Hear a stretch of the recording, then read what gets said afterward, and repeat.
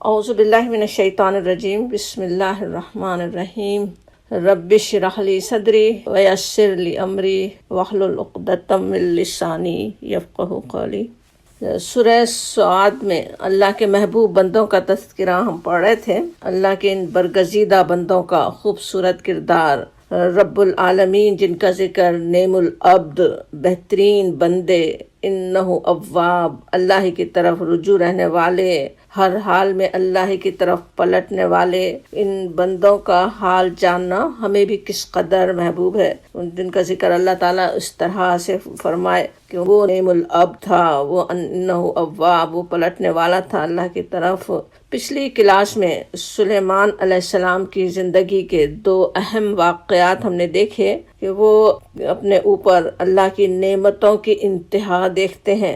زبردست قسم کے شاندار گھوڑوں کا لشکر ان کے سامنے ہے، انتہائی شاندار گھوڑے سامنے لائے جاتے، عظیم سلطنت کے بادشاہ ہیں، لیکن نفس کے حوالے نہیں ہوتے، ذرا سے بھی غرور کا شائبہ نہیں ہے، فوراً یاد کرتے ہیں کہ یہ خیر، یہ مال، یہ سب کچھ مجھے اپنے رب کی یاد کے لیے عزیز ہے، یہ سب کچھ صرف اس لیے محبوب ہے کہ اس کے ذریعے میں اپنے رب کا ذکر کر سکوں، کہ اللہ کی محبت حاصل کر سکوں۔ پھر ایسا وقت بھی ان پر آتا ہے جب مایوس کن حالات کا شکار ہیں، اس وقت بھی اپنے رب ہی کی طرف پلٹتے ہیں، استغفار کرتے ہیں۔ آیت 35 جہاں ہم نے پچھلی کلاس میں بات ختم کی تھی، وہ اپنے رب سے مغفرت کے بعد دعا کرتے ہیں۔ انہوں نے دعا کی کہ مجھے ایسی سلطنت عطا فرما، ایسی بادشاہی عطا فرما جو میرے سوا کسی کو میسر نہ ہو، انکا انت الوہاب، بے شک آپ بہت عطا کرنے والے ہیں۔ اس دعا کے کئی مفہوم ہم نے پچھلی کلاس میں دیکھے تھے کہ میرے بعد یہ بادشاہی کسی کو نہ میسر ہو، اس کے کیا کیا مفہوم ہیں۔ اب ان کی یہ دعا رب کریم نے کس شان سے قبول فرمائی اسے دیکھتے ہیں اگلی آیات میں۔ دیکھیے آیت نمبر 36 کہا گیا، بسم اللہ الرحمن الرحیم، فسخرنا، پس سخرنا، سب مسخر کیا ہم نے، لہ الریح، اس کے لیے ریح کو، ہوا کو، تجری چلتی تھی، بامرہ اس کے حکم سے۔ ہی کا اشارہ بھی یہاں سلیمان علیہ السلام کو سمجھا گیا، جیسے وہ سلیمان علیہ السلام کے حکم سے ان کے معاملات کے لیے جیسا وہ چاہتے تھے اس طرح وہ چلتی تھی۔ اور اس ہوا کی پھر خصوصیت آتی ہے رخاءً نرمی سے چلنے والی، حیث اصاب، حیث جہاں، اصاب پہنچنا چاہتے، یعنی جہاں انہیں پہنچنا ہوتا، جس منزل پہ انہیں جانا ہوتا، اس کے لحاظ سے وہ ہوا چلتی تھی، اس کو اللہ تعالیٰ نے مسخر کر دیا تھا ان کے لیے، سلیمان علیہ السلام کے لیے۔ یہ بات اصل کہی جا رہی ہے۔ اب یہاں سمجھ میں آتا ہے کس طرح اللہ کے نیک بندوں کے لیے امتحانوں میں پورا اترنا ان کے اور درجے بڑھانے کا باعث بن جاتا ہے، ان کی غلطیاں بھی ان کے تقویٰ کو مزید بڑھانے، انہیں اللہ سے اور قریب کرنے کا ذریعہ بن جاتی ہیں۔ انبیاء کا تو معاملہ ہے یہ، غلطیاں بھی ان کی غلطیاں کیا ہوتی ہیں، وہ جو دوسرے افراد کے لیے نیکیاں ہوں وہ ان کے لیے غلطی بن جاتی، لیکن اس غلطی سے جب وہ شرمندہ ہوتے ہیں کس طرح اللہ کے قرب کو پا لیتے ہیں، اللہ کے پاس ان کے درجے بڑھ جاتے ہیں۔ اسی سے ہم بھی سمجھ سکتے ہیں اپنے لیے، انسان تو غلطیاں کرتا ہی ہے، انسان ہے کمزور، اس سے غلطی ہو سکتی ہے، لیکن وہ غلطیاں ہی مزید تقویٰ کو بڑھانے کا باعث بھی بن سکتی ہیں۔ کس طرح وہ اللہ سے اور قریب تر ہو گئے، اللہ کے پاس ان کے مزید درجے بڑھ گئے ان انبیاء کرام کے۔ اللہ تعالیٰ نے اپنے بندے کی دعا اس طرح قبول فرمائی، ابھی جس دعا ہم نے ان کی یاد کی جو پچھلی کلاس میں ہم نے پڑھی تھی، وہ دعا اس طرح اللہ تعالیٰ نے قبول فرمائی جہاں شاید ان کا اپنا گمان بھی نہ جا سکتا ہو۔ پہلی بات ہواؤں کی کہ بس میں دے دینے کی ہے۔ سخرہ کا لفظ ہم پہلے بھی سمجھتے رہے ہیں، کئی جگہ قرآن میں آتا ہے، جیسے سورہ ابراہیم میں کہا گیا، وہاں پہ سب انسانوں سے خطاب ہے، سخر لکم، ہم نے مسخر کیا تمہارے لیے، کم ہے نا جمع کے صیغے میں، سب انسانوں سے کہا جا رہا ہو، وسخر لکم، ہم نے مسخر کیا تمہارے لیے، لکم الفلک لتجری فی البحر بامرہ، یہاں امرہ اللہ کے حکم سے سمجھا گیا کہ وہ کشتی سمندر میں اللہ کے حکم سے چلتی ہے، تمہارے لیے اللہ نے اس کو مسخر کیا۔ پھر کہا گیا وسخر لکم الانہار، اور مسخر کیے تمہارے لیے نہریں، دریا تمہارے لیے مسخر کر دیے۔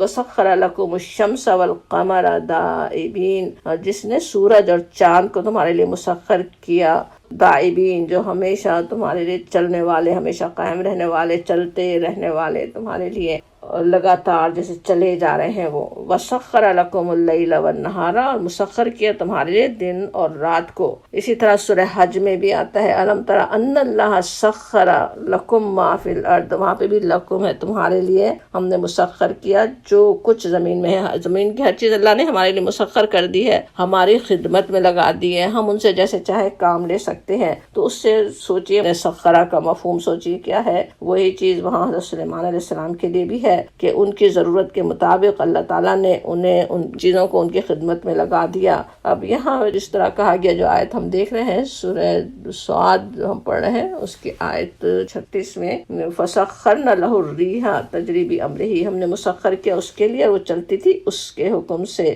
یہاں بِأَمْرِهِ سلیمان علیہ السلام کے حکم سے سمجھا گیا، مسخر اگرچہ اللہ تعالیٰ ہی نے کیا تھا، نا کا لفظ ہے، ہم نے مسخر کیا، اللہ کا ان پر خاص فضل ہوا، انہیں ہواؤں پر ایسا تصرف اللہ تعالیٰ نے بخشا جو ان سے پہلے کسی کو حاصل ہوا نہ ان کے بعد۔ تاریخوں سے یہ بھی پتہ چلتا کہ حضرت سلیمان علیہ السلام کا تجارتی بحری بیڑا اپنے وقت کا طاقتور ترین بیڑا تھا۔ ہوا کو کنٹرول کرنے کے لیے بادبانی کے نظام کو انہوں نے اتنی ترقی دی تھی۔ بادبانی کا پتہ ہوگا نا، کس طرح وہ کشتیاں بادبان سے چلتی تھیں، اور وہ پھر ظاہر ہے ہوا پہ منحصر ہوتا تھا، ہوا کس طرف جا رہی ہے اسی طرف وہ کشتی جاتی تھی۔ تو اور اس کو انہوں نے اتنی ترقی دے دی تھی کہ ان کے جہاز ہر قسم کے سمندروں میں لمبے لمبے سفر کرتے، اور ان کے سفر میں نہ ہوا کی کمی سے کوئی خلل پڑتا نہ اس کی شدت سے۔ اب یہاں جس طرح کہا گیا تجری بِأمرِهِ رُخَاءَ حَيْثُ أَصَابَ، کہ جو اس کے حکم سے نرمی کے ساتھ چلتی تھی جدھر وہ چاہتا تھا۔ اسی بات کو سورہ انبیاء میں کہا گیا ولی سلیمان الریح عاصفتن، وہاں عاصفہ کا لفظ ہے، عاصفت تیز ہوا کو کہتے ہیں۔ تجری بِأمرِهِ چلتی تھی اس کے حکم سے، إِلَى الْأَرْضِ الَّتِي بَارَكْنَا فِيهَا، اس زمین کی طرف جس میں ہم نے برکتیں رکھی تھیں۔ وہ کون سی زمین تھی، کس کو کہا جاتا قرآن میں وہ زمین جس میں برکتیں تھیں، وہ فلسطین کے لیے۔ یہاں کہا گیا حیث اصاب، جہاں بھی وہ پہنچنا چاہتا، یعنی ان کے تجارتی بیڑے کو جہاں جانے کی ضرورت ہوتی اس کے لحاظ سے وہ اسی طرف ہوا چلتی تھی، ان کے تجارتی بیڑے آسانی کے ساتھ اسی طرف جا سکیں۔ اور وہاں پہ بھی کہا گیا کہ ہم ہر چیز کا علم رکھنے والے ہیں، وَكُنَّ بِكُلِّ شَيْءٍ عَالِمِينَ۔ ہوا تو سوچیں کتنی ہی قوموں پر عذاب لانے کا باعث بھی بنتی ہے، ہمیشہ بھی تباہی اور بربادی کا باعث ہو سکتی ہے۔ آج کتنے ٹورنیڈو کے ہمیں پتہ ہے کیسے کیسے آتے ہیں اور کیا کچھ تباہی مچا سکتے ہیں۔ اس وقت کشتیاں ہواؤں سے ہی چلتی تھیں، اس کو چلانے کے لیے بھی کس طرح ایک حد تک تیز ہوا کی ضرورت تھی، نہ یہ کہ ہوا رک جائے، نہ یہ کہ بہت تیز آندھی کی شکل اختیار کر دے۔ اسی کے لیے کہا گیا حضرت سلیمان علیہ السلام کے لیے نرم بنا دی گئی تھی کہ ان کے سفر اور ان کی ضرورت کے موافق ہی وہ ہوا چلتی تھی۔ اور حیث و صاحب جہاں وہ پہنچنا چاہتے، جہاں اپنے بیڑے کو پہنچانا چاہتے اسی طرف وہ ہوا چل رہی ہوتی تھی۔ اب یہ سب اللہ کے اذن سے تھا، اسی لیے یاد دہانی ہوتی وَكُنَّ بِكُلِّ شَيْءٍ عَالِمِينَ، ہم ہر چیز کا علم رکھنے والے ہیں۔ اللہ تعالیٰ خوب جانتا تھا، عالمین کہنے سے بس یہ بھی یاد دہانی ہے کہ اللہ تعالیٰ خوب جانتا تھا کہ سلیمان علیہ السلام اتنی عظیم طاقتوں کا صحیح استعمال ہی کرنے والے ہیں، بہترین عملی شکر کرنے والے، طاقت کے نشے میں بہکنے والے یا اس کا غلط استعمال کرنے والے نہیں ہیں، بلکہ اللہ کی طرف ہی رجوع رہنے والے تھے۔ اپنی زبان اپنے عمل سے بہترین شکر کر رہے ہوں، وہ چاہے افراد ہو یا اقوام، اللہ تعالیٰ کا وعدہ ان سے ہے۔ وَإِذْ تَأَذَّنَ رَبُّكُمْ، رب نے اعلان کر دیا، آگاہ کر دیا کہ لَإِن شَكَرْتُمْ، اگر تم شکر کرو، لَأَزِيدَنَّكُمْ، اگر تم شکر کرو گے میں تم کو اور زیادہ نوازوں گا، تمہیں اور زیادہ دوں گا۔ تو شکر جو ہے وہ اور زیادہ نعمتوں کو بڑھانے کا باعث بنتا ہے۔ اگر تم شکر کرو زیادہ نعمتیں ہو جائیں گی، جیسے کہا گیا قرآن میں دوسری جگہ یہ بات آتی ہے۔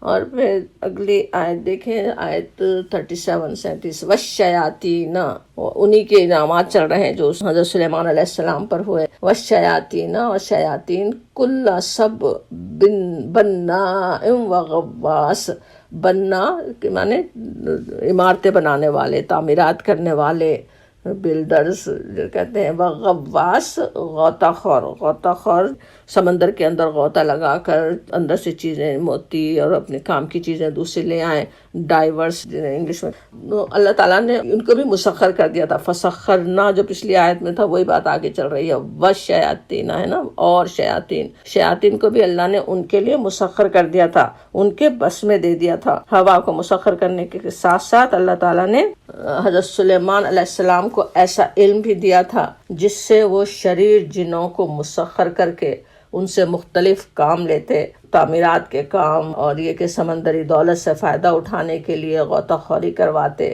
سورہ سبا کی آیت 12 میں تھا کہ ایسے جن ان کے تابع کر دیے، ہم نے تابع کر دیے، وہاں پہ بھی تھا، جو اپنے رب کے حکم سے اس کے آگے کام کرتے تھے، اور جو ہمارے حکم سے سرتابی کرتا اس کو ہم بھڑکتی ہوئی آگ کا مزہ چکھاتے تھے، اور وہ اس کے لیے بناتے تھے جو کچھ وہ چاہتا، محاریب، اونچی عمارتیں، تصویریں، بڑے بڑے حوض جیسے لگن، اور اپنی جگہ سے نہ ہٹنے والی بھاری دیگیں. اب یہ سارے کام کرتے تھے وہ شیاطین، وہ جن. شیاطین کا لفظ آ رہا ہے تو سمجھ میں آتا ہے کہ وہ شریر جنوں سے ہی اللہ تعالیٰ نے یہ کام لیے، اس کی خدمت میں ان کو لگا دیا. حضرت سلیمان علیہ السلام کے لیے ان کو مسخر کر دیا گیا تھا. اور پھر کہا گیا آگے 38 میں، اب یہ بھی کتنی بڑی ان کے لیے ایک خاص کیسی چیز تھی جو صرف حضرت سلیمان علیہ السلام ہی کو اللہ تعالیٰ نے عطا فرمائی کہ شیاطین ان کے بس میں کر دیے جائیں، جن ان کے قابو میں کر دیے جائے، اور وہ ان سے اس طرح سے کام بھی لے سکیں، اتنے بڑے بڑے کام جو انسانوں کے لیے مشکل تھے کرنا، وہ سارے کام وہ ان سے لیتے رہے. وآخرین، اور دوسرے. اگلی آیت میں مقرنین فی الاسفاد، مقرنین و آخرین تو دوسرے یعنی اور شیاطین، اس کے علاوہ ایک تو وہ تھے جو بننا اور غواص تھے، تعمیرات کرنے والے، معمار اور غوطہ خور، اور دوسری طرف دوسرے تھے جو آخرین. مقرنین کا لفظ ہے القرن، کہتے ہیں وہ رسی جس سے 2 اونٹ باندھے جائیں. قرین اسی سے ساتھی اور دوست کو کہتے ہیں. قرن جو ہے ایک چیز کو دوسری کے ساتھ باندھ دینا، مضبوطی کے ساتھ سختی سے جکڑنا. تو یہاں اسی معنوں میں آ رہا ہے مقرنین، جکڑے ہوئے. فی الاسفاد، اسفاد یعنی زنجیروں میں وہ جکڑے ہوئے تھے. دوسرے اور ان کے قابو میں کر دیے تھے سلیمان علیہ السلام کے، جو زنجیروں میں جکڑے ہوئے تھے.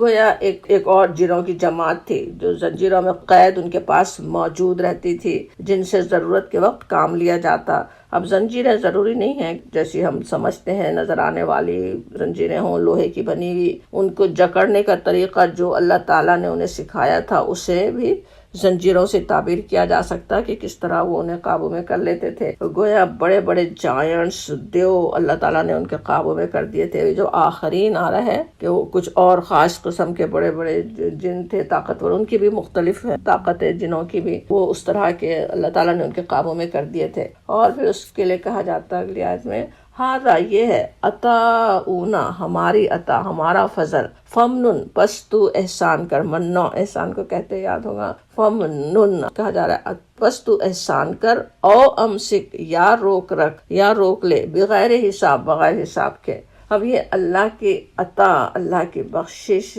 جو بے حساب ہے، کہا جا رہا اللہ تعالیٰ نے جو کلی اختیار انہیں جنوں پر دیا تھا اس کا اظہار ہو رہا ہے کہ وہ جیسے چاہے ان سے کام لے سکتے تھے. یعنی اب یہ عظیم رحمتیں تمہارے گمان، تمہاری توقعات سے بھی جیسے بڑھ چڑھ کر ہے. فمنن او امسک کہنا اصل میں اس اختیار کا بیان ہے جو ہر مالک کو اس کی ملکیت اور ہر بادشاہ کو اس کی مملکت میں حاصل ہوتا ہے کہ وہ کر سکتا ہے. اللہ تعالیٰ نے ان کے قابو میں کر دیے ہیں. ذوالقرنین سے بھی اسی طرح کی بات تھی. وہاں پہ جب اس فتوحات کی کچھ لوگ وہاں پہ جو اسے ملے اپنی پہلی مہم پر، تو وہاں پہ کہا گیا تھا کہ تم چاہے لوگوں پر ظلم کرو یا ان سے اچھا سلوک کرو. تو وہاں بھی مطلب یہ نہیں تھا کہ ظلم کرنے کی چھٹی دی جا رہی ہے، اصل مطلب یہ تھا کہ تمہیں قدرت حاصل ہے، تم چاہو تو ظلم بھی کر سکتے ہو، چاہو تو ان کے ساتھ اچھا سلوک کرو. بالکل وہی چیز جو انہوں نے کی. وہاں پہ ذوالقرنین کی بھی بات آگے آتی ہے کہ جو ظلم کرے گا اس کے ساتھ ہم سختی کا معاملہ کریں گے، جو ایمان لائے، جو نیک عمل کرے، اس کے لیے تو جزاء الحسنہ ہے اور ہم اس کے ساتھ نرمی سے معاملہ کریں گے. تو وہی اصل بات ہے. اب کچھ مفسرین نے یہ مطلب بھی لیا کہ یہاں پہ جسے بغیر حساب کہا جا رہا ہے، فَمْنُنْ او امسک بغیر حساب، ایک مطلب یہ بھی لیا گیا کہ تم سے حساب نہیں لیا جائے گا، تم کیا کرتے ہو، کیسا معاملہ ان کے ساتھ کرتے ہو۔ اگر یہ مطلب لیا جائے تب بھی اس کا مفہوم یہ ہوگا کہ اللہ تعالیٰ جانتا تھا یہ بندہ سلیمان علیہ السلام اپنے اختیار کو صحیح طرح ہی استعمال کرنے والے ہیں، اس لیے ان کے حوالے اتنی بڑی طاقت کی گئی۔ عام انسان تو ذرا سی طاقت سے بہک جاتے ہیں، ظلم کرنے پہ اتر آتے ہیں۔ پیچھے حضرت داؤد علیہ السلام سے جو کہا گیا تھا وہی بات کے بعد آنے والوں کے لیے بھی اسی طرح تھی کہ وہاں پہ ان سے کیا کہا گیا تھا کہ حق کے ساتھ لوگوں کے درمیان فیصلہ کرو اور اپنی خواہش نفس کی پیروی نہ کرو۔ یہ تمام انسانوں کے لیے ہی ہے، جس کو جہاں جو اختیار ملے اسے حق کے ساتھ ہی استعمال کرنا ہوتا ہے، اپنے خواہش نفس کی پیروی نہیں کرنی ہوتی۔ وہی انہیں بھی کرنا تھا، سلیمان علیہ السلام کو بھی، لیکن پتا تھا کہ وہ اسی طرح کرنے والے ہیں، اس لیے ان سے حساب نہیں لیا جانا تھا، بغیر حساب جو کہا جا رہا ہے۔ اصل بات یہاں بالکل وہی ہے جو پیچھے داؤد علیہ السلام سے کہی گئی کہ اللہ نے تو تم پر بے حساب نعمتیں کر دی ہیں، دینا اور روکنا سب تمہارے اختیار میں ہے، فیاضی کرو گے، ان نعمتوں کا حق ادا کرو گے تو اس کا صلہ پاؤ گے، اگر اس کو غلط طریقے سے استعمال کیا، ہاتھ روکا، تو خود اس کا انجام دیکھو گے۔ یہ سب بات بھی انڈرسٹوڈ ہوتی ہے اسی میں۔ پھر کہا گیا اگلی آیت میں، آیت 40 دیکھیں، آیت نمبر 40، وَإِنَّا اور بے شک لہو اس کے لیے، انتنا ہمارے پاس، لزلفا، لام زبر جو ہے تاکید کا کہ جیسے ضرور ہے، زلفا قریب کا، قرب کا مقام ان کے لیے ہے، وہ حسن مآب، حسن بہت عمدہ، بہت اچھا، مآب ٹھکانہ، مقام، ہمارے پاس بڑا مقام اس کے لیے ہے۔ اب سلیمان علیہ السلام پہ کیا کیا اللہ کی عطا ہو رہی ہے، اس کی یہاں بات ختم کیسی بڑی نعمت پر ہو رہی ہے۔ وہ ساری نعمتیں جو دنیا کی، جس کا پیچھے تذکرہ آ رہا ہے، ایسی سلطنت جو کسی کو نہیں دی گئی، اتنے اختیارات جنوں پہ، پرندوں پہ، جانوروں پر، ان کی زبان کو سمجھنا، ان کے قابو میں ہونا، ان کا لشکر ان کے پاس رہنا، وہ سب کے علاوہ پھر سب سے بڑی خوشخبری، سب سے بڑا انعام تو یہ کہ اللہ تعالیٰ فرما دے کہ وَإِنَّ لَهُ عِندَنَا، اس کے ہمارے پاس اس کے لیے ہے قرب کا مقام، خاص قرب کا مقام، بہترین مقام۔ جب حسن مآب اللہ تعالیٰ فرمائے تو ذرا ہمیں سوچنے کی بات ہوتی ہے، اس دنیا میں بھی کتنی ایسی خوبصورت، بہت بہترین ٹھکانے، بہت اچھی جگہیں، کیا کیا خوبصورتیاں، کیا کچھ نہیں ہے جس پر انسان کیسا ریچ سکتا ہے، کتنا اس کے لیے اس کے دل میں خواہش ہو سکتی ہے کہ وہ ہمیں حاصل ہو جائے۔ وہ ساری دنیا کی اتنی بڑی بڑی نعمتیں، خوبصورت نعمتیں، وہ سب تو اللہ تعالیٰ فرماتا ہے کہ ایک اس کی حقیقت اللہ کی نظر میں مچھر کے پر کے برابر بھی نہیں ہے، کچھ بھی نہیں ہے حقیقت۔ اس سے پھر موازنہ کیجئے، اس سے پھر ذرا کمپیئر کر کے دیکھیں۔ جب اللہ تعالیٰ فرمائے کہ میرے پاس حسن مآب ہے تو وہ تو پھر کیسی بہترین چیز ہے جس کا آج ہم تصور بھی نہیں کر سکتے۔ وہ اللہ تعالیٰ کے اس نیک بندے کے لیے اللہ تعالیٰ نے رکھی۔ یہ سب کیوں رکھی تھی وہ بھی یاد کر لیں۔ حضرت سلیمان علیہ السلام کے جو واقعات سنائے گئے، ہر حال میں اللہ کی طرف پلٹنے والے، نعمتیں ہوں پھر اللہ کی یاد، نعمتیں چھن جائیں اللہ کی یاد، مشکل میں ہوں، پریشانی میں ہوں اللہ کی طرف رجوع، خوشی میں ہوں اللہ کی طرف رجوع۔ وہ اس طرح سے جو جنہوں نے زندگی گزاری ان کے لیے پھر اللہ کے پاس ویسا بہترین ٹھکانہ ہے، خاص قرب کا مقام ہے۔ اصل چیز کیا ہے؟ بندے کی عاجزی کی ادا اللہ کو محبوب ہے، سرکشی، اپنے آپ کو کچھ سمجھنا، تکبر تو رائی کے دانے کے برابر بھی آ جائے تو جنت حرام ہے۔ اور ایسی ایسی چیزیں انہیں عطا کر کے اللہ تعالیٰ نے آزمایا جس کی وجہ سے کیسے تکبر میں آ سکتے تھے، لیکن وہ عاجز بندے ہی رہے، اس امتحان میں کامیاب ہوئے۔ قصور بھی کر کے اکڑ جانا ابلیس کا شیوا ہوتا ہے۔ اللہ کے نیک بندے ذرا سی لغزش پر توبہ کر کے اس کے آگے عاجزی کے ساتھ جھکتے ہیں تو دنیا میں بھی ان پر کیسی نوازشات ہوتی ہیں، ہو سکتی ہیں، اور آخرت میں پھر کیسا بہترین مقام وہ پاتے ہیں۔ بالکل یہی آیت کہ وَإِنَّ لَهُ عِندَنَا لَزُلْفَى وَحُسْنَ مَآب پیچھے حضرت داؤد علیہ السلام کے لیے بھی تھی، ان کی بھی وہی صفات تھیں، بالکل اسی طرح اللہ کی طرف رجوع ہونے والے، ہر حال میں اللہ کے اواب بندے تھے، نعم الاب تھے، وہی ان کے لیے تھی بات۔ اواب کہے تو کیسے پلٹنے والے، پلٹتے ہی رہنے والے، ان کے لیے پھر ایسا زلفیٰ قرب کا مقام اور بہترین ٹھکانہ ہے۔ ہمیں بھی اپنے لیے یہی دعا کر لینی چاہیے کہ اللہ تعالیٰ اپنی رحمت سے ایسے عمل کی توفیق عطا فرمائے جو ہمیں ہمارے رب سے قریب تر کر دے، اپنے رب کا قرب ہمیں حاصل ہو جائے، ایسا عمل ہم کریں جس کے ذریعے حسن مآب، بہترین ٹھکانہ حاصل کر سکیں۔ آمین یا رب العالمین۔ اب آگے اللہ کے ایک اور محبوب بندے کا ذکر آتا ہے، اور ان کا بھی سب سے بڑا تعارف اللہ تعالیٰ کیسے فرماتے ہیں، عبدنا کہ سے میرے بندے کو یاد کرو، سے آیت 41 سے کہ حضرت ایوب علیہ السلام کا ذکر شروع ہو رہا ہے۔ یہاں چوتھی بار آ رہا ہے قرآن میں۔ حضرت ایوب علیہ السلام کے بارے میں خیال یہ ہے کہ وہ 9ویں صدی قبل مسیح یا اس سے پہلے کے بزرگ ہیں، بنی اسرائیل کے نبی بھی ہو سکتے ہیں، خیال یہ بھی ہے۔ ایک خیال یہ کہ حضرت اسحاق علیہ السلام کے بیٹے عیسو کی نسل سے تھے، واللہ عالم بالصواب۔ اصل بات تو ان کا یہاں پہ جو کردار رکھا گیا وہ اصل دیکھنے والی بات ہے، جس زمانے میں بھی وہ ہوئے ہوں، تاریخ کے گزرنے والے ایک اللہ کے محبوب بندے کا ذکر ہو رہا ہے۔ صبر کا ایک پہلو ہم نے پچھلی آیات میں دیکھا، حضرت داؤد اور سلیمان علیہ السلام کے واقعات میں جو ہمیں سمجھایا گیا تھا کہ کیسے وہ اللہ کی بے شمار نعمتیں پا کر بہک نہیں گئے، بلکہ عاجزی کے ساتھ اللہ کی طرف رجوع رہے، اپنی غلطیوں کوتاہیوں پر نظر رکھتے ہیں اور اس کے لیے بھی اپنے رب ہی کی طرف رجوع ہوتے ہیں۔ اب صبر کے دوسرے پہلو کی ایک بہترین مثال آ رہی ہے آیت 17 میں، جہاں اس کی سورہ صاد جو ہم پڑھ رہے ہیں اس کی آیت 17 میں، جہاں سے انبیاء کرام کے واقعات جو شروع ہوئے تھے، انبیاء کے تذکرے جہاں شروع ہوئے، وہاں پہ بات کس طرح شروع ہوئی تھی، اصبر علی ما یقولون، آپ صبر کیجئے، وذکر عبدنا داؤد، اور ہمارے بندے داؤد کا ذکر کریں۔ کس طرح تھا کہ ان انبیاء کے تذکرے کے ذریعے گویا صبر حاصل کیا جا سکتا، اور صبر کی تلقین کرنے والے یہ واقعات ہیں۔ اب نبی صلی اللہ علیہ وسلم اور ہم سب کو ہدایت اور تسلی دی جا رہی ہے کہ اللہ کے نیک بندوں پر بھی بڑی بڑی آزمائشیں آئیں۔ آج ہمیں اپنی جو یہ چھوٹی موٹی آزمائشیں کتنی بڑی کبھی لگتی ہیں، کیسے ہم اپنے آپ کو بہت ہی سوچ سکتے ہیں، ذرا سی کچھ بیماری ہو، کچھ اور تکلیف ہو، مزریبل اپنے آپ کو سمجھ رہے ہوں، لیکن وہ بندے کیسے تھے، کتنی بڑی بڑی آزمائشیں آئیں ان پر،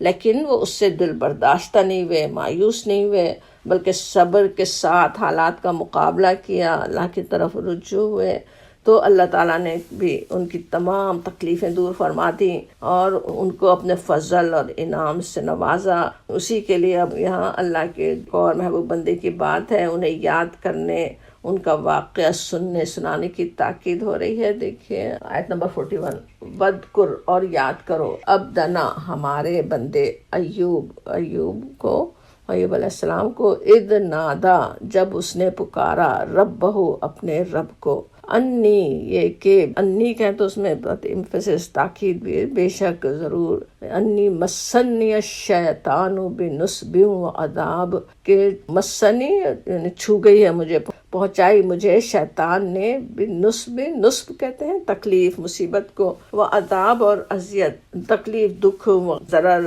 وہ سب اس کے معنی ہیں نصب کے، تھکن کے لیے بھی کہیں آتا ہے بہت زیادہ، تو یعنی بڑی تکلیف اور عذاب مجھے پہنچا دیا ہے شیطان نے، وہ اپنے رب سے عرض کر رہے۔ اب یہاں سمجھ میں آتا ہے تو یہ کہ اللہ تعالیٰ نے ذکر ہی کس طرح ان کا بھی بڑے محبت کے ساتھ فرمایا، وَذْکُرْ عَبْدَنَا، ہمارے بندے کو یاد کرو، جب اس نے پکارا، انی مسنی الشیطان بنصب وعذاب۔ انبیاء کرام کی اس پکار میں ہمارے لیے بڑا نمونہ بھی ہے، اپنی ہر تکلیف، اپنے دکھ کی فریاد وہ اپنے رب سے ہی کرتے ہیں، بندوں سے اپنے حالات کا شکوہ نہیں کرتے۔ ویسے تو صبر ایوب تو ہے کیسے بڑی مثال ہے، صبر کی بہت بڑی مثال ہے حضرت ایوب علیہ السلام کے صبر میں، لیکن صبر یعقوب بھی کچھ کم نہیں تھا۔ یعقوب علیہ السلام کا بھی یاد کریں، اپنے غم کی انتہا کے وقت بھی انہوں نے اپنے بیٹوں سے کیا کہا تھا، یاد ہوگا کیسے یعنی غم تھا، وہ اتنے عرصے سے اپنے بیٹے یوسف علیہ السلام کے لیے پریشان ہیں، اور 2 بیٹے غائب اس وقت ہو گئے، پتہ نہیں کیا ان کے ساتھ ہوا ہے، اور ایسے وقت میں وہ جو کس طرح اپنے جو بیٹوں سے وہ بات کہتے ہیں کہ انما، سوائے اس کے نہیں، اشکو بثی، وحزنی الی اللہ، میں تو اپنے غم اور پریشانی کی فریاد اللہ کے سوا کسی سے نہیں کرتا۔ انسانوں سے بھی اگرچہ تسلی انسانوں کو ملتی ہے، انسان کا ساتھ چاہیے بھی، ایسا نہیں ہے کہ کوئی گناہ کی بات ہو کہ انسان اپنی پریشانی کسی کے ساتھ شیئر کرے، لیکن ہر وقت شکوہ حالات کا کرنا، اللہ سے ناراض ہونا، وہ اصل بری چیز ہے۔ اور سب سے بہترین چیز یہ کہ اللہ کو سنائے۔ اللہ سے بڑھ کر کون فریاد کا جواب دے سکتا ہے؟ کون ہماری مشکلات کو ہم سے دور کر سکتا ہے؟ کون ہمارے حالات کو ٹھیک کر سکتا ہے؟ اسی طرح انہوں نے اپنے رب کو پکارا۔ یہاں وہ کہتے ہیں کہ شیطان نے مجھے مبتلا کر دیا، شیطان نے مجھے پہنچایا۔ اصل میں بندے کو ویسے تو جو آزمائشیں پیش آتی ہیں وہ پیش تو اللہ تعالیٰ کے حکم سے آتی ہیں، لیکن ان کے پیش آنے میں ایک سبب شیطان بھی ہو سکتا ہے۔ مشیت اور قدرت تو اللہ ہی کی ہوتی ہے، سبب شیطان بن سکتا ہے۔ جیسے مثال سے بھی سمجھیں، کوئی ہمیں تھپڑ مار رہا ہے، کوئی کسی نے ظلم کیا ہے، وہ ظلم کر رہا ہے، ظاہر ہے اس کی شکایت ہم اپنے رب سے کر سکتے ہیں۔ بالکل اسی طرح کی بات وہاں ہو رہی ہے۔ سبب اگر شیطان بنا ہے اللہ کی طرف سے جو مشکل، جو آزمائش آئی، تو اب اسی پہلو سے یہاں حضرت ایوب علیہ السلام اپنے دکھ اور تکلیف کو شیطان کی طرف انہوں نے منسوب کیا۔ ایک مفہوم یہ لیا گیا جو وہ کہتے ہیں انی مسنی الشیطان، کہ مجھے شیطان نے مبتلا کیا۔ دوسرا مفہوم یہ بھی لیا گیا، وہ زیادہ بہتر بھی لگتا ہے، کہ حضرت ایوب علیہ السلام کو جو جسمانی تکلیف تو تھی جو بھی، لیکن اس کو تو وہ برداشت کر ہی رہے تھے، صبر کے ساتھ، صبر جمیل کے ساتھ اسے برداشت کر رہے تھے، لیکن ساتھ ہی وہ جو شیطانی وسوسے جو ہوتے ہیں وہ ان کے لیے سخت تکلیف دہ بن رہے تھے۔ شیطان جو انہیں مایوس کرنے کی کوشش کر رہا تھا، شیطان اپنے نفس میں بیٹھا ہوا بھی اور دوسرے انسانوں کے بھی نفس میں بیٹھا ہوا، کیسی کیسی باتیں بھی سننی پڑ جاتی ہیں اس سے جب حالات انسان کے خراب ہوں۔ شاید کوئی گناہ کیا ہوگا اس لیے ان کا یہ حال ہو گیا ہے، اور اسی طرح کی اور کتنی باتیں، وہ اتنے وہ شکر گزار اللہ کے بندے تھے، ان کا یہ حال ایسے ہو رہا ہے، تو آخر ایسی کیا ان سے غلطی ہوئی، اور اس طرح کی کتنی باتیں ہو سکتی ہیں۔ شیطان پھر اندر سے جو مسلسل تکلیف دے رہا ہو، ان کو ناشکر گزار بنانے کی کوشش کر رہا ہو، اس کے لیے وہ اپنے رب سے فریاد کر رہے ہیں۔ یہ شیطان نے چھو کر تکلیف پہنچائی۔ سورہ انبیاء میں جو ان کی دعا آتی ہے، مشہور دعا سب کو یاد بھی ہوگی، وہاں پہ آتا ہے کہ ایوب اذ نادا، جب ایوب نے پکارا ربہ، اپنے رب کو، انی مسنی الضر وانت ارحم الراحمین، مجھے تکلیف چھو گئی ہے، مجھے بیماری لگ گئی ہے اور تو ارحم الراحمین ہے۔ اب یہاں کوئی شیطان کا تذکرہ نہیں ہے کہ شیطان نے مجھے بیماری دی، تو شیطان بیمار نہیں کر سکتا، شیطان وہ تکلیف تو نہیں پہنچا سکتا، لیکن اس کے وسوسے جو تکلیف دے رہے تھے وہ اس کی شکایت کر رہے ہیں۔ اب وہ دعا بھی بہترین ہے۔ حضرت ایوب علیہ السلام کی کسی بیماری سے نجات پانے کے لیے چھوٹی سی دعا، رب کے انی مسنی الضر وانت ارحم الراحمین، آپ تو رحم کرنے والے ہیں، اللہ سے کوئی شکوہ نہیں ہے، اس کو تو مانتے ہیں کہ وہ سب رحم کرنے والوں سے بڑھ کر رحم کرنے والا ہے، لیکن مجھے تکلیف ہے۔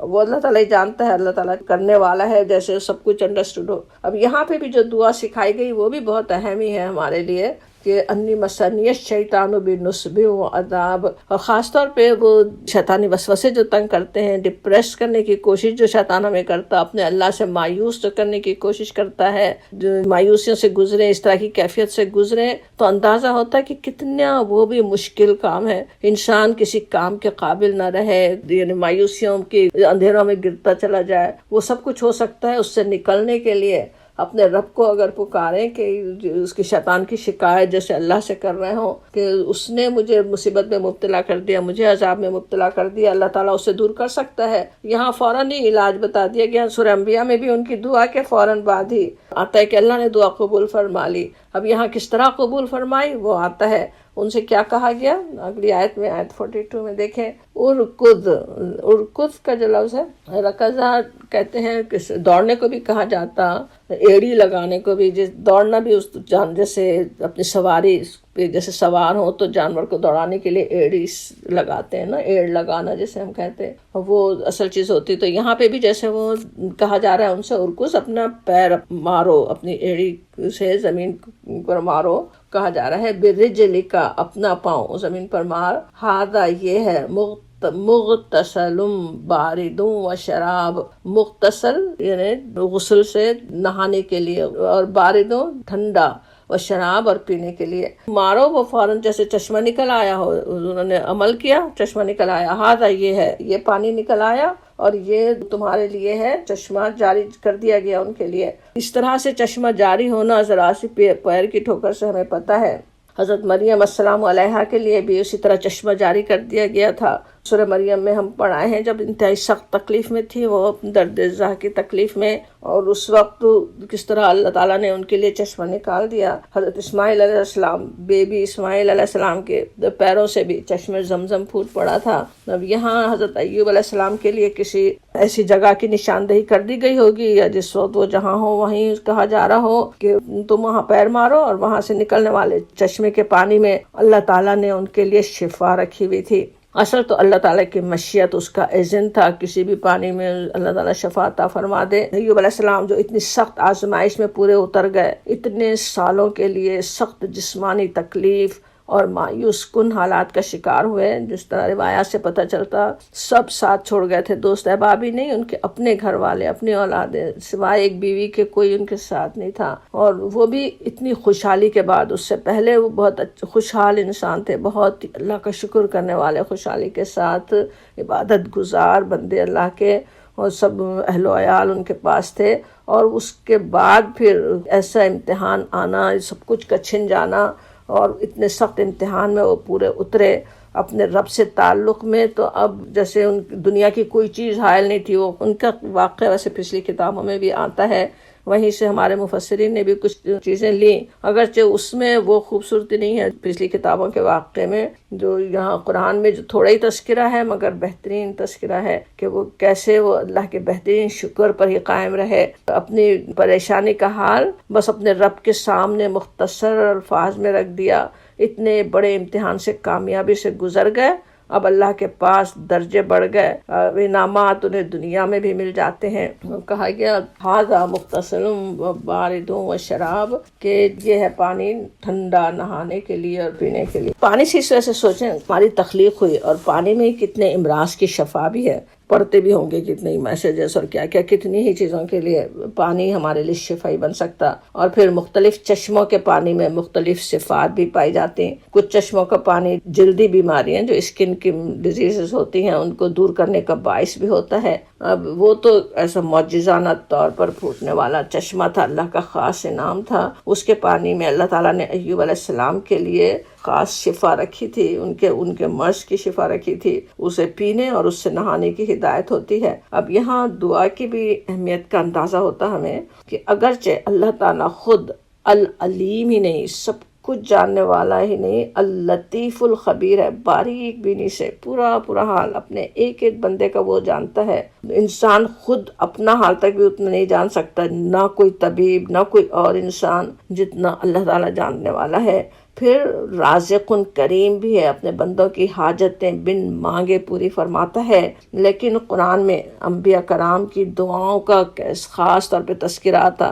اللہ سے مانگنا بھی ہوتا ہے، پھر بھی دعا کرنی ہوئی ہوتی ہے. یہاں بھی اور سورہ انبیاء میں بھی ایوب علیہ السلام کا تذکرہ ان کی دعا ہی سے شروع ہوا. دعا عرش پر پہنچتی ہے اور رنگ لاتی ہے. مدین میں موسیٰ علیہ السلام کو اللہ تعالیٰ کیا کچھ عطا کرنے والا تھا، سب انتظامات اللہ کے پاس تھے پہلے سے کہ وہاں وہ مدین پہنچیں گے، کیسے انہیں ٹھکانہ ملے گا، بیوی مل جائے گی اور کیا کچھ ہوگا. لیکن وہ سب کس وقت ہوا؟ سورہ قصص میں جیسے ان کی دعا کا جو ذکر آتا ہے. اور پھر اصحاب کہف کی دعا کو یاد کیجئے، وہ تو کیا کرشمہ لے کر آتی ہے.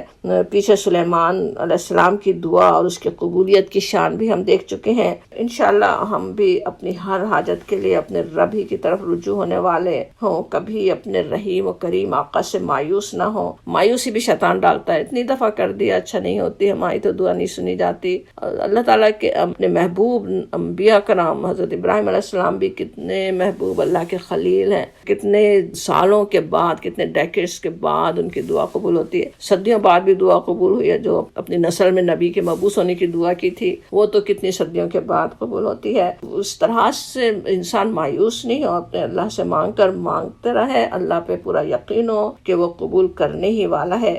دعا ان کی بھی کس طرح قبول ہوتی ہے، سورہ انبیاء میں کہا گیا فاستجبنا لہ، ہم نے اس کی دعا قبول کی، فکشفنا ما بہ من ضر، جو تکلیف اسے تھی اسے ہم نے دور کر دیا، وآتیناہ اہلہ، اور دے دیا اس کے اہل و عیال، ومثلہم معاہم، اور ان کے ساتھ اتنے ہی، یعنی وہ جو چھن گئے تھے، جو اہل و عیال دور چلے گئے تھے ان سے، بیماری کچھ ایسی تھی کہ جیسے ساتھ رہ نہیں سکتے تھے، سب دور ہو گئے، اور وہ دوبارہ وہ سارے اہل و عیال اللہ نے عطا کر دیے، بلکہ اور مثلہم آتا ہے اس کے مثل، اور زیادہ اتنے اور عطا فرما دیے ان کے ساتھ، رحمتم من عندنا، ہماری پاس سے رحمت، و ذکریٰ للعابدین، خاص رحمت ہماری طرف سے، اور یہ کہ ذکرہ ہے، نصیحت ہے، کہ تاکہ عبادت گزار اس سے نصیحت حاصل کریں۔ اللہ کی بہترین بندگی کا نمونہ حضرت ایوب علیہ السلام نے اپنے بعد میں آنے والوں کے لیے جو چھوڑا، اس کی طرف اشارہ ہے۔ اتنی بڑی اذیت اور مصیبت کی آزمائش ہو، لیکن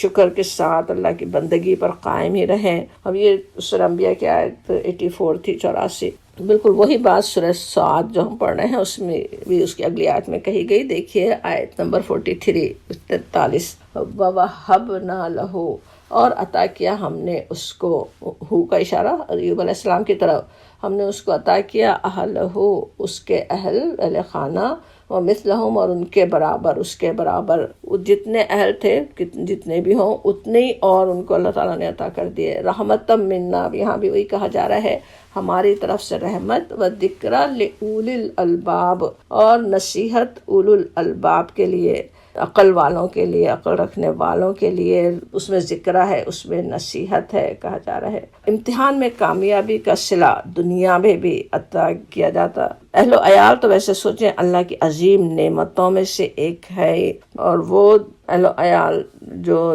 انہیں چھوڑ گئے تھے ان کی بری بیماری کی وجہ سے، بلکہ اتنے ہی اور اللہ تعالیٰ نے دے دیے، یعنی خوب پھلا پھولا پھر ان کا خاندان بعد میں بالکل صحت مند ہو گئے، بیماری دور ہو گئی، اللہ کی نعمتیں دوبارہ ساری واپس آ گئیں، اہل و عیال جیسی نعمت انہیں مل گئی بلکہ اور بڑھا دی گئی، اور اس کو رحمت منا بھی کہا جاتا، ہماری طرف سے نعمت۔ اہل و عیال اللہ کی بڑی رحمتوں میں سے تو ہے، انہیں بھی اللہ نے عطا کیا، لیکن وہ رحمت ہی کا باعث ان کے لیے بنے بھی، وہ بھی ایک بات ہے، آزمائش بھی بن سکتے ہیں کبھی اہل و عیال، لیکن ان کے لیے تو رحمت منا، اللہ کی طرف سے خاص رحمت تھی۔ وذکریٰ لأولی الالباب، اب قرآنی قصے جو ہے وہ ہمیں پتہ ہی ہے، قصہ خوانی کے لیے نہیں، وہ تو صرف کہانی سنانے کے لیے نہیں، یا صرف تاریخ جاننے کے لیے نہیں ہے، ذکرہ ہے، اس میں انسان بس سن لے اور ختم، بات نہیں، اس سے سبق حاصل کرنے، اس سے نصیحت حاصل کرنے کی ضرورت ہوتی ہے، اس سوچنے، اس میں تدبر کرنے کی ضرورت ہوتی ہے۔ ابھی جو سورہ انبیاء کی بالکل اسی طرح کی آیت یاد کر رہے تھے، وہاں ذکریٰ للعابدین تھا، اور یہاں ذکریٰ لأولی الالباب ہے کہ وہ دانش مند۔ اب اس سے یہ بھی نتیجہ نکالا جا سکتا کہ اصل دانش مند، اولی الالباب کہیں تو عقل والے، دانش مند عقل مند کون ہے؟ وہ جو عابدین ہو، جو عبادت کرنے والے ہو، جنہیں اللہ کی بندگی کا سلیقہ آتا ہو، اللہ کے جھک جانے کا جنہیں سلیقہ آتا ہو، وہی اصل اولو الالباب ہے۔ اب یہاں حضرت ایوب علیہ السلام کے سارے حالات درست ہو گئے، ایک الجھن ابھی باقی ہے، اس کا حل بھی اللہ تعالیٰ نے بتا دیا۔ دیکھیے اگلی آیت 44، 44، کہا گیا بخود لو بے ادی کا، اپنے ہاتھ میں، دغسن، دغسن جو ہے دعاد غین سے کہتے ہیں جیسے خشک گھاس کو، اور دغسا کہتے ہیں جو جیسے دغسو کہیں تو جیسے مٹھی میں جو آ جائیں مختلف شاخیں، اس کو بھی کہا جاتا۔ اسی سے اردو میں سے جھاڑو بھی مراد لیا کسی نے۔ جھاڑو میں بھی کیا ہوتا ہے، مختلف تنکے ایک ساتھ اس کو ایسے باندھ دیا جاتا نا، جو مٹھی میں پکڑ سکیں، ہاتھ میں پکڑ سکیں، وہ چیز اصل یہاں کہی جا رہی ہے کہ اس کا جیسے مٹھا کہیں، جس طرح کا وہ تنکوں کا مٹھا لے لیں یا شاخوں کا، اس کو ہاتھ میں پکڑ لیں۔ فَضْرِبْ، پھر مارو، بہی ساتھ اس کے، وَلَا تَحْنَثْ، اور نہ تم قسم توڑو۔ تحنث کا لفظ ہے نون سے ہے، ہنس گناہ کو کہا جاتا ہے، دوسری جگہ قرآن میں آتا بھی ہے۔ قسم توڑنا بھی ایک بڑا گناہ ہے، اس کے لیے کہا جا رہا ہے ولا تحنث، اور قسم نہیں توڑو۔ انا بے شک وجد نہ ہو ہم نے پایا اس کو صابرن صابر، نعم العبد و انہ اواب، بہت ہی بہترین بندہ، اللہ کی طرف رجوع ہونے والا۔ اب یہاں اس آیت میں بھی دیکھیں کیا کچھ ہمیں نصیحت مل رہی ہے، کہا جا رہا ہے یہاں پہ تو بس یہ کہا گیا، واقع نہیں ہے کہ کیا بات تھی، کیا انہیں الجھن تھی، بس یہ ہے کہ تم اپنے ہاتھ میں اس طرح سے وہ جیسے جھاڑو پکڑو اور اس سے ضرب لگا دو اور اپنی قسم نہ توڑو۔ اس پہ غور کریں تو جو بات سمجھ میں آتی وہ یہ کہ روایات سے کچھ پتہ بھی چلتی ہے پچھلی کتابوں سے کہ حضرت ایوب علیہ السلام نے بیماری کی حالت میں ناراض ہو کر کسی کو مارنے کی قسم کھا لی تھی۔ تو اب کچھ روایات یہ ہے کہ انہوں نے بیوی کو مارنے کی قسم کھا لی تھی، مگر کوئی بھی ہو سکتا ہے، کسی ایک کا خیال یہ بھی ہے کہ وہ اپنے آپ ہی کے لیے انہوں نے بات کی تھی، جو بھی ہو۔ تو اب انہوں نے وہ قسم کھائی، اس قسم میں انہوں نے یہ کہا تھا کہ میں تجھے اتنے کوڑے ماروں گا۔ اب اللہ تعالیٰ نے جب ان کو صحت عطا فرما دی، اب وہ غصہ دور ہو گیا۔ اس وقت تو اپنے مرض کی حالت میں تھے، سخت تکلیف میں تھے، کوئی ایسی بات ان کے سامنے آئی یا اپنے اوپر ہی انہیں تکلیف ہوئی کہ میں غلط بات سوچ رہا ہوں یا جو کچھ بھی ہو، وہ کوڑے مارنے کی بات انہوں نے کر لی۔ زیادہ مشہور ویسے بیوی کے لیے ہے کہ انہوں نے بیوی کے لیے قسم کھائی تھی۔ اب غصہ دور ہو چکا، اب پریشانی کہ میں اگر قسم پوری کروں تو ایک بے گناہ کو مارنا پڑے گا اور قسم توڑیں تو وہ گناہ ہے۔ تو اس مشکل سے یہاں اللہ تعالیٰ نے ان کو اس طرح نکالا کہ انہیں حکم دیا کہ ایک جھاڑو جس میں اتنے تنکے ہو جتنے کوڑے تم نے مارنے کی قسم کھائی تھی، اور اس سے اس کو ایک ضرب لگا دو تاکہ قسم بھی پوری ہو جائے اور اس سے تکلیف بھی نہ ہو، قسم بھی پوری ہو جائے مارنے کی جو بات انہوں نے کہی تھی۔ اس آیت میں بھی ہمارے لیے بہت کچھ سیکھنے کی چیزیں ہیں، سمجھ میں آتی ہے بات کہ کیا کچھ جیسے کہا جا رہا ہے۔ اب حضرت ایوب کو تو یہ ترکیب بتائی گئی، لیکن اللہ کی اس آخری کتاب میں اس کا ذکر ظاہر ہے ہماری نصیحت کے لیے ہے۔ پہلی بات یاد رکھنے کی یہ ہے، بلکہ سوچیں تو ہمارے لیے بڑی پریشان کن بات بھی ہے کہ زبان سے نکلے ہوئے چند الفاظ جو زبان سے نکال کر کہہ کر بھول بھال جاتا ہے انسان، یاد بھی نہیں رہتا کہ کیا بات اس نے کب کہی تھی، ان پر بھی مواخذہ ہونے والا ہے۔ وہ کسی وقت بیماری کا حال سوچیں، طیب جس حال سے گزر رہے تھے، جیسے ہوش میں نہ ہو انسان اس وقت، تو ایسی عجیب حالت میں جو ان سے کچھ بات نکل گئی لیکن اس کا بھی مواخذہ ہو سکتا تھا۔ ان کو یہ نہیں کہہ دیا گیا کہ کوئی بات نہیں، بس وہ تو بات ہو گئی اور بات ختم، اس کی جواب دہی ہوگی۔